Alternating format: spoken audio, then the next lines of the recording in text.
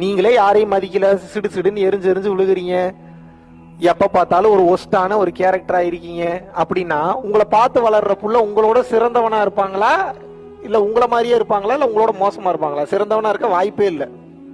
அப்படி சிறந்தவனா வர்றான்னா அது உங்க குழந்தையே இல்லை, இறைவனின் குழந்தைன்னு அர்த்தம். எங்க பணம் என்கின்ற நோக்கத்தை ஒரு உயிருக்கு திணிச்சிட்டீங்கன்னா அந்த உயிர் மூலியமா உங்களுக்கு எப்படிங்க நல்லது நடக்கும்? எப்படிங்க நல்லது நடக்கும்? அவனுடைய நோக்கம் பூரா பணம் தான் போகும், எப்படி குணம்னு வரும்?